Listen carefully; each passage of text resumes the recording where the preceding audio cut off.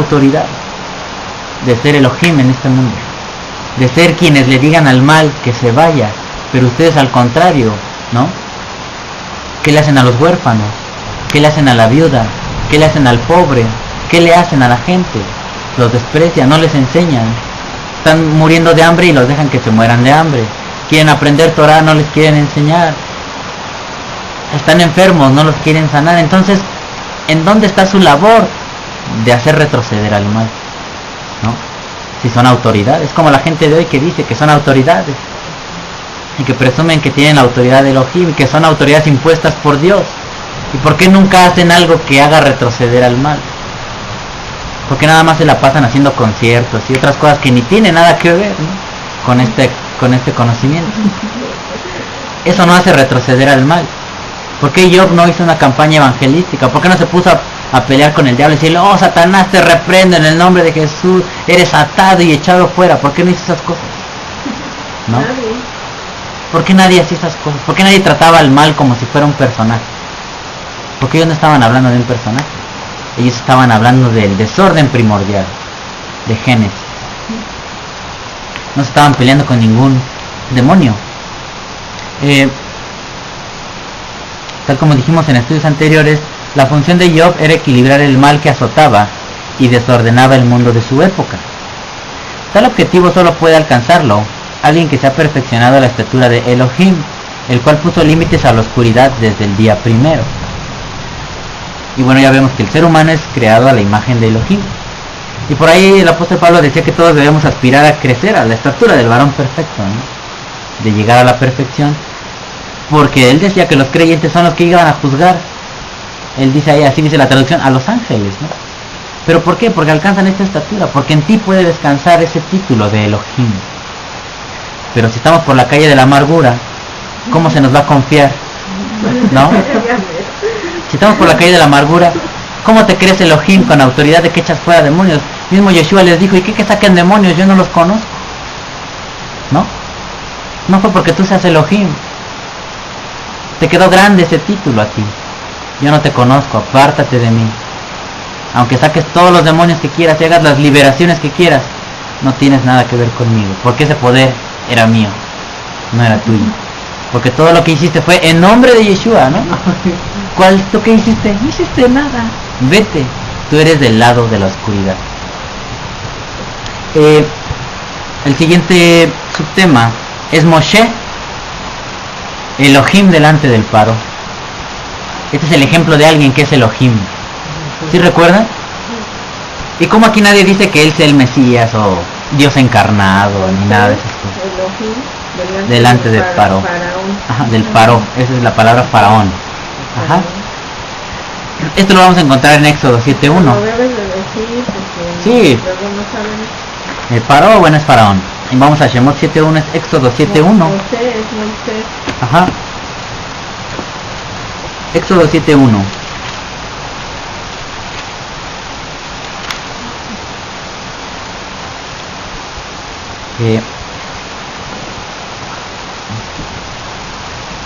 Hola.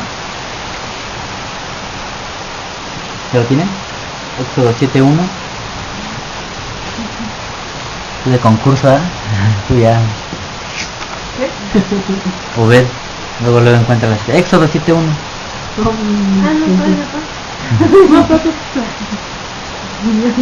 ¿Sí recuerdan ustedes esa cita, no? Donde, fíjense, aquí donde va a tomar forma todo este estudio, ¿no? Éxodo 7.1. Van a comenzar las 10 plagas, curiosamente las 10 plagas. Y como todo eso representa un desorden, porque es el mal el que está gobernando, o sea, la inclinación al mal del paró, que se apoyan en la hechicería, en el espíritu, en ese Satán primordial que es destrucción, pero que sí tiene mucho poder, porque ese poder emerge de la Sefirot de Elohim. Es la consecuencia de él estarse manifestando, causa destrucción. Ahorita lo anticipamos, lo hemos visto cuando él dice, oh Jehová, cuando él se presentaba, ¿qué decían? Que se rompen las montañas, que el agua corre delante de él, que los cielos se enrollan, que no hay nada que soporte su presencia, que todo empieza a destruirse. Ese es el mal. Esa es la verdadera percepción del mal, no la que nosotros hemos conocido. Si estudiamos la Torah, eso es lo que nos va a arrojar este texto. el mal lo origina el propio Yod-Hei Vav-Hei cuando se manifiesta en este Olam. Es la destrucción que se origina cuando él llega a este mundo. Y vamos a ver que en el contexto de este relato de Éxodo 7.1, ya lo estudiamos alguna vez lo de las plagas, ¿no? Son 10 plagas. Pero ya vimos ahorita con el antecedente que tenemos que necesita haber alguien que represente el nombre de Elohim para que empiece a ordenar todo, porque hay un desorden. El Paró gobierna, pero se apoya en los poderes de la oscuridad, en los dioses, en su hechicería, todos sus hechiceros. Bajaban su poder no del Elohim verdadero, sino de los Tanim, ¿no? De esas manifestaciones del mal que están en los cielos. Y vamos a leer aquí en el punto, dice Shemot 7.1 expresa que Moshe es hecho visible. Y ahí puse entre paréntesis la palabra Re'e, es donde dice Re'e, Elohim. Es hecho visible Elohim delante del Paró, comenzando así la gran labor de ordenamiento que desarrollaría durante su servicio ante Yod-Hei Vav-Hei. Y este es el texto de la transliteración de ese párrafo. Vayomer Yod-Hei Vav-Hei el Moshe. Y dijo Yod-Hei, fíjense, no está diciendo Elohim, es el nombre de las 4 letras. Quien le dice a Moshe, Re'e netatija. La palabra Re'e, como no se es hecho visible. Serás visible y te doy netatija, ¿no? Te doy como Elohim. Ahí está la palabra Elohim. Y le paró al faraón. Tú eres Elohim delante. Sobre ti recae ese gran poder de ordenar la sefirot. Y vemos que ¿qué es lo que hace? Vierte 10 plagas Moshe, ¿no? Así como Elohim al principio, o Ein Sof, estaba manifestando sus 10 sefirot, ahora las 10 sefirot que sustentaban todo el poder del Paró, las va a echar por tierra, las va a quitar. Y es lo mismo. Si el Paró representa la oscuridad, al principio ¿qué había? En Génesis había oscuridad, llega Elohim y lo empieza a limitar, ¿no? Pues ahora está Paró gobernando el mundo antiguo y llega un Elohim que es Moshe y le quita su poder y lo limita solamente a gobernar a su pueblo. No puede rebasar ese límite, no puede estar gobernando el pueblo de Hashem, no puede estar sometiendo a los israelitas. Si quería construir pirámides, que ocupara a sus egipcios. Si quería construir palacios, que ocupara a su pueblo. Y le empieza a poner límites y empieza a destruir lo que él había construido. Eso es lo que hace Elohim en el principio, y es lo que le hace experimentar a Moshe. Tú vas a ser Elohim, tú me vas a representar a mí, tú vas a saber qué es lo que representa este nombre, Elohim. Y vamos a leer en la Biblia como dice Jehová dijo a Moisés, mira, yo te he constituido Dios para Faraón y tu hermano Aarón será tu profeta, ¿no? Pero es que ese es el problema del que hemos estado hablando. ¿Qué hacen en Job? A Satán le ponen mayúscula, pero aquí Dios le ponen en minúscula, pero en hebreo no existe mayúscula ni minúscula. Eso es otro error que se transmite cuando se busca traducir las... Yo creo para diferenciar, sí es para diferenciar que no es el Dios todopoderoso, sino es un Dios más pequeño. Pero aquí está hablando que Moshe es ese Dios. No está hablando de lo que representa Faraón. Le está diciendo que a Moshe va a ser Elohim delante del Paró.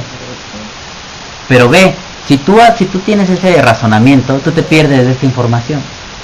Y es para diferenciar. No es para diferenciar, no debiera ser para diferenciar. No, digo que los cristianos así lo explican. Sí, pero aquí no estamos aprendiendo esas cosas.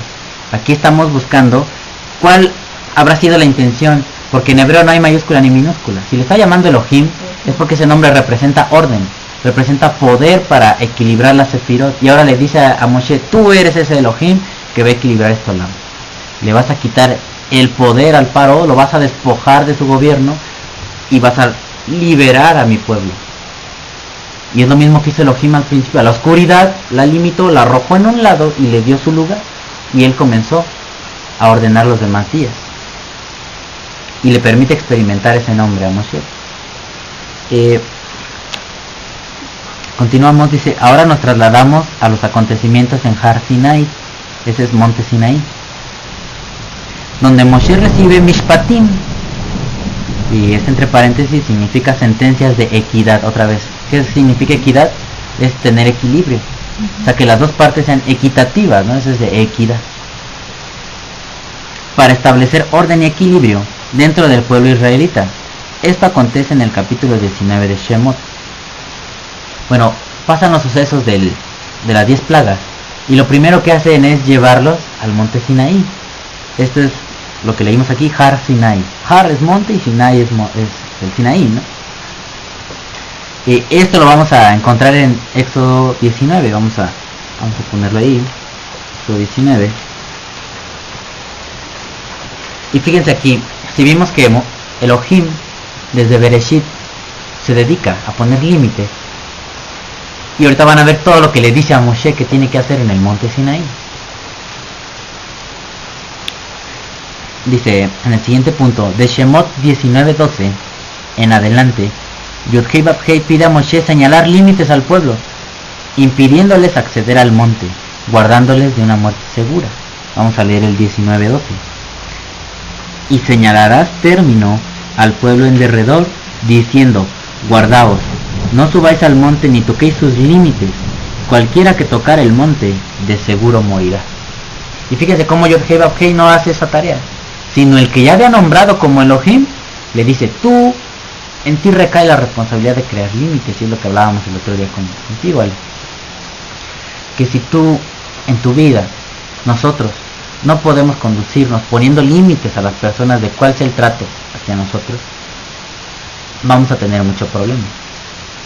Es como si yo no respetara el límite que hay entre la amistad de Obedi y yo, y comenzara a llevarme pesado con su esposa, ¿no?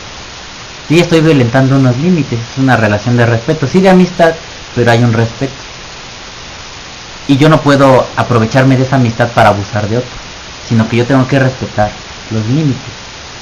Y cuando nosotros no somos capaces de ordenar nuestra vida de esa manera, no estamos alcanzando para nada ese grado de ser Elohim, ni siquiera con nosotros mismos. Mucho menos Elohim Yod-Hei Vav-Hei nos encargaría hacer algo en esta generación donde el mal siempre está avanzando. Fíjense qué alcance tiene esto. La gente dice, nosotros somos la luz del mundo, vamos a ir a detener al diablo y esto, pero ¿cómo lo vas a detener si tú no sabes qué significa eso? Ni siquiera sabes quién es el mal, ni siquiera sabes que la palabra Elohim es la que tiene el poder para ponerle límites a Satán, y tú ni siquiera sabes poner límites en tu propia vida. ¿Cómo que vas a ir al mundo a llevar el evangelio, no? Si ni siquiera puedes con tu propia vida, ¿qué le vas a enseñar a los demás? Pero en Moshe, en este caso, recaía la responsabilidad. Ella había alcanzado ese grado. Hashem decide confiar en él, y así puede confiar en nosotros. ¿Cómo vemos este mundo ahorita? ¿Cómo está esta generación? Y si nadie de nosotros aspiramos a ser perfectos, ¿cómo podríamos combatir el mal? Haciendo conciertos, ¿no? Sí, ¿no? O sea, yendo a hacer conciertos, construyendo iglesias más grandes para que quepa más gente, y así es como le ponemos límite al mal. Ya vemos, ¿no?, que el mal está en la propia congregación. Él no se sale, o sea, él no tiene límite, él no le pone límite con una pared, iglesia cristiana tal, ¿no? Ay, aquí ya no entro, no se mete. Él no tiene esa clase de límites humanos, él no los obedece. Él necesita un nombre como Elohim que lo haga retroceder. Otra cosa no hace el retroceder al mal, solamente ese nombre, ¿no? Y le dice Yod-Hei Vav-Hei a Moshe, tú tienes que poner límites al pueblo. Aquí en el monte Sinaí vas a poner límites donde ya no se puede pasar, porque el que pase muere. Y le encomienda empezar a practicar su poder, ¿no?, lo que en él está. ¿Y qué hacemos nosotros? Tenemos una familia que dirigir, y si con mi familia yo no puedo poner límites, ¿qué voy a hacer con otras que no son de mi familia? Nos decía Pablo, el que no es capaz de dirigir su propia familia, no lo tomes en cuenta para ser maestro, ni obispo, ni nada que sirva en la congregación, porque si no puede instruir a los suyos, ¿podrá con los demás? ¿Verdad que no? Y Moshe, ¿qué es lo primero que hace? Poner límites al pueblo. Esa es la primera prueba para nosotros desde el aspecto humano. Si nosotros no podemos ni con nuestra propia familia, ¿qué estamos jugándole a querer salvar al mundo, ¿no? ¿Sí o no? Mejor primero aprendemos qué es el